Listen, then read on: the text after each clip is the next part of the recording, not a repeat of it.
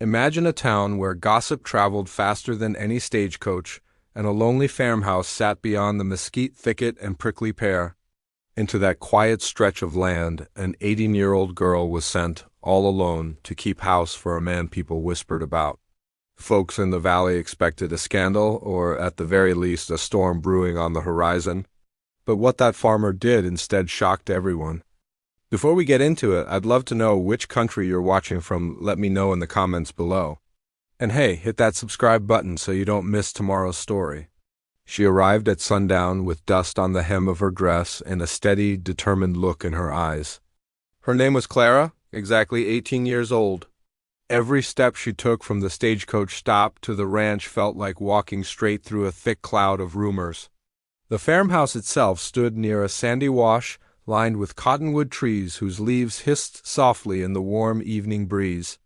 The air was scented with creosote, that clean, peppery smell that always follows a rare desert rain. And all around, ocotillo canes pierced the sky like dark, reaching fingers. The man waiting for her on the porch was Eli Hart, a rancher who'd worked this land all by himself for years.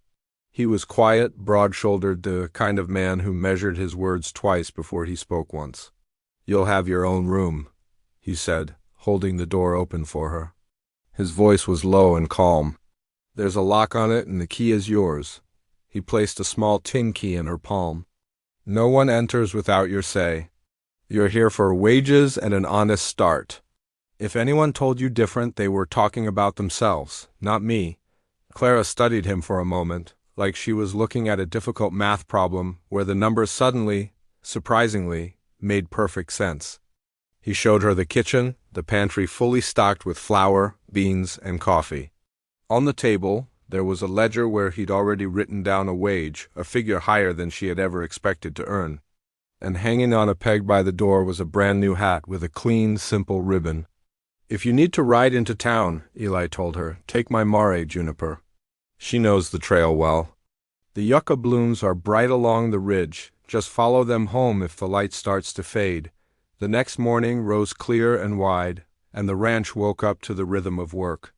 Clara mended clothes, cooked meals, and at Eli's insistence spent time reading from a small stack of books he de-ordered months before. "A mind grows like a young ocotillo," he said with a rare half-smile. "Give it a little rain and it'll leaf out fast." Of course, news travels fast in a small town.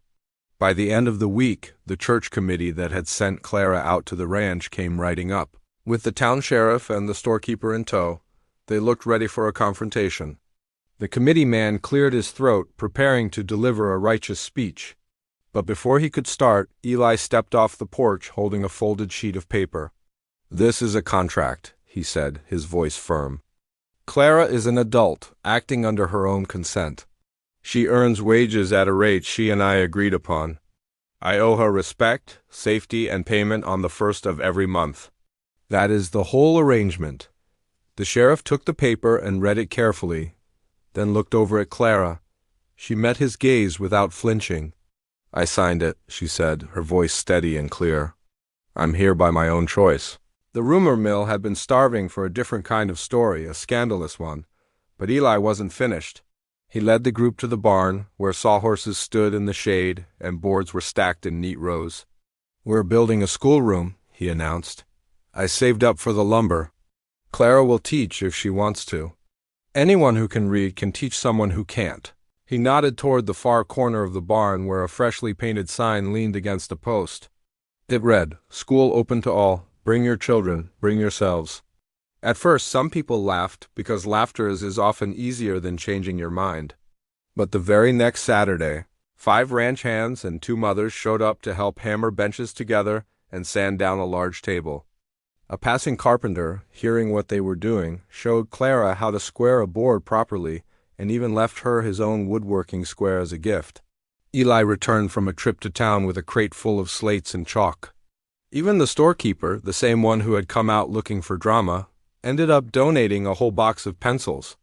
On opening day, the cottonwood leaves whispered along the wash, and the benches inside the new schoolroom filled up.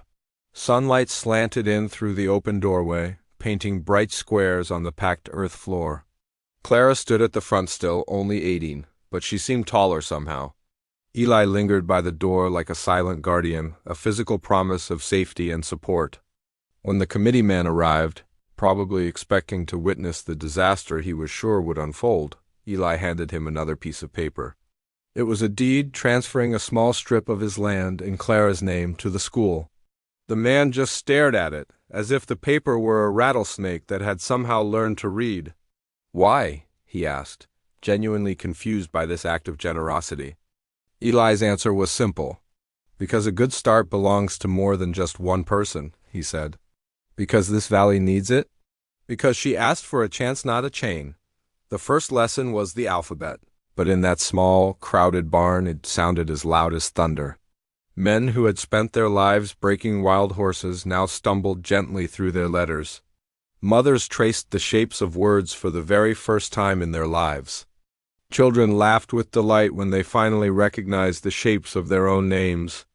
Outside, the tips of the ocotillo plants glowed red in the sun, and a roadrunner darted across the sandy wash as quick as a joke. But inside, a deep silence had settled into listening, the kind of silence that makes a place feel bigger than itself. By the time the afternoon light turned to gold, the entire valley had changed its mind about Eli and Clara.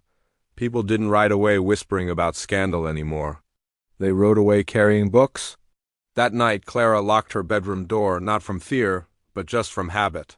And Eli sat on the porch, counting the stars, letting the sound of new voices and new beginnings settle into the very bones of his ranch.